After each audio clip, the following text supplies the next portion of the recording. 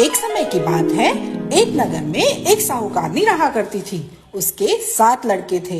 एक दिन की बात है, साहूकारनी जंगल में मिट्टी लेने गई। मिट्टी में सेही के बच्चे सो रहे थे।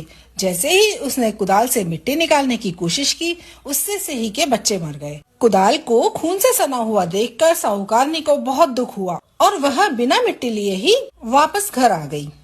उधर जब सेही ने अपने बच्चों को मरा हुआ देखा तो वह बहुत दुखी हुई और विलाप करने लगी। रोते हुए उसने दुराशीष दी, जिसने भी मेरे बच्चों को मारा है उसे भी इसी प्रकार का कष्ट होना चाहिए।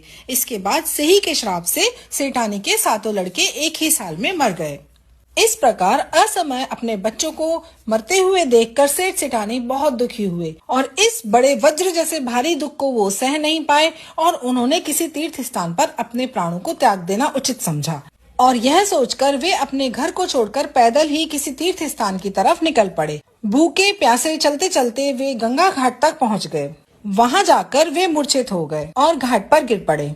उनकी यह दशा देखकर करुणामयी माँ अहोई ने उनको मृत्यु से बचाने के लिए उनके पापों का अंत करना चाहा और इस अवसर पर आकाशवाणी हुई कि हे सेठ, तेरी सेठानी ने मिट्टी खोदते समय ध्यान न देकर सेही के बच्चों को मार दिया था।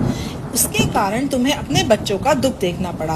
अब यदि अगर तुम पुनः घर जाकर मन लगाकर गऊ की सेवा करोगे और अहोई देवी का विधि विधान से व्रत आरंभ करके प्राणियों पर दया रखते हुए स्वप्न में भी किसी को कष्ट नहीं दोगे तो तुम्हें भगवान की कृपा से पुनः संतान का सुख प्राप्त होगा।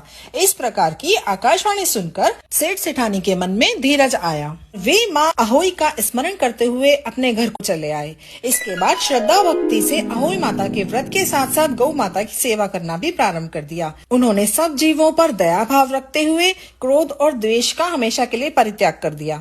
ऐसा करने से सेठ सेठानी पुनः 7 पुत्र वाले होकर अगणित पुत्रों सहित संसार में अनेक प्रकार के सुख भोगते हुए स्वर्ग को चले गए। ये अहोई माता, जैसे आपने उसके अक्षम्य अपराध को क्षमा करके पुनः संतान का सुख प्रदान किया, वैसे ही हम सभी के सारे अपराध क्षमा करना और हमारे संतान की रक्षा करना।